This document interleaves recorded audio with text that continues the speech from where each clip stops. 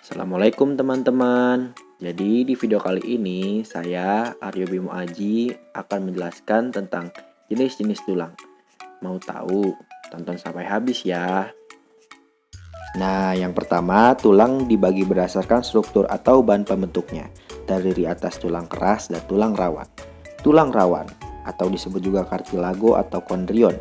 Ciri-cirinya adalah bersifat lentur atau elastis, matriksnya atau ruang antar selnya banyak mengandung zat perekat atau serabut kolagen, dan sedikit mengandung zat kapur atau kalsium. Terbentuk oleh sel-sel tulang rawan atau kondrosit yang dihasilkan oleh kondroblast atau pembentuk tulang. Pada orang dewasa, tulang rawan hanya ditemukan di beberapa tempat, yaitu cuping hidung, cuping telinga, antar tulang rusuk, dan tulang dada. Sendi-sendi tulang, antar ruas tulang belakang, dan pada cakra epifisis. Macam tulang rawan terdiri atas tulang rawan hialin, tulang rawan elatis, dan tulang rawan serabut. Nah, yang kedua ada tulang keras atau osteon. Apa sih ciri-cirinya tulang keras? Yaitu tersusun atas jaringan ikat yang padat dan matriks tulang berisi zat kapur atau kalsium dan sedikit zat perekat atau kolagen. Nah, terlihat kan bedanya sama tulang rawan tadi? Sehingga tulang keras bersifat keras dan tidak lentur. Berdasarkan bahan penyusunnya dibedakan menjadi dua, yaitu tulang kompak dan tulang spons atau berongga. Bagian luar tulang keras tertutup oleh periosteum, yaitu selapis jaringan ikat liat yang merupakan tempat melekatnya otot. Terbentuk oleh sel-sel tulang keras atau osteosit yang dihasilkan oleh osteoblast atau pembentuk tulang. Nah, sekarang ke tulang kompak nih. Tulang kompak terdiri dari sistem Havertz. Setiap sistem Havertz terdiri dari saluran Havertz. Apa sih saluran Havertz? Saluran Havertz adalah suatu saluran yang sejajar dengan sumbu tulang.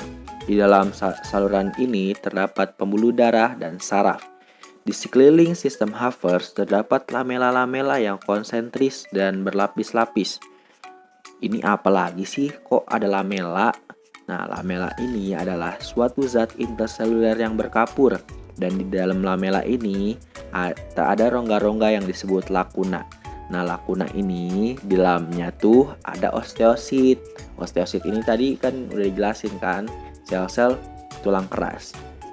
Dari lakuna keluar menuju ke segala arah saluran-saluran kecil yang disebut kanalikuli yang berhubungan dengan lakuna lain atau kanalis Havertz. Kanalikuli penting dalam nutrisi osteosit. Di antara sistem Havertz terdapat lamela interstitial yang lamela-lamelanya tidak berkaitan dengan sistem Havertz. Pembuluh darah dari periosteum menembus tulang kompak yang melalui saluran Volkmann dan berhubungan dengan pembuluh darah saluran Havertz. Kedua saluran ini arahnya saling tegak lurus dan tulang spons tidak mengandung sistem Havertz. Ini yang bedain antara tulang kompak dan tulang spons ya kawan-kawan. Ini merupakan struktur tulang kompak dan tulang spons. Bisa dilihat ya kawan-kawan. Nah, sekarang kita masuk ke tulang dibagi berdasarkan bentuknya. Nah, terbagi menjadi 3 macam, yaitu yang pertama ada tulang pipa. Kenapa sih disebut tulang pipa? Ya karena emang bentuknya bulat dan panjang seperti pipa. Di dalamnya terdapat sumsum kuning dan sumsum merah yang banyak mengandung lemak. Contohnya adalah tulang lengan, tulang paha, tulang kering, tulang betis, dan tulang ruas-ruas jari. Yang kedua ada tulang pipih, ya karena emang bentuknya pipih, makanya disebut tulang pipih.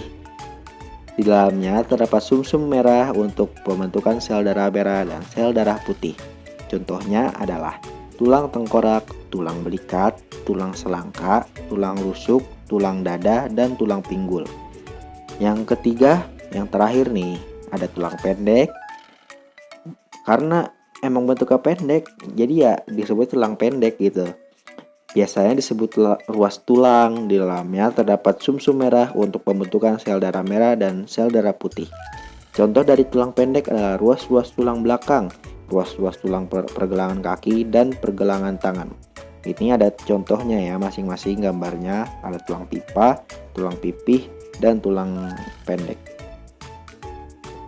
Nah, sudah selesai. Semoga bermanfaat ya kawan-kawan. Kalau ada kritik atau saran bisa di email ya. Terima kasih.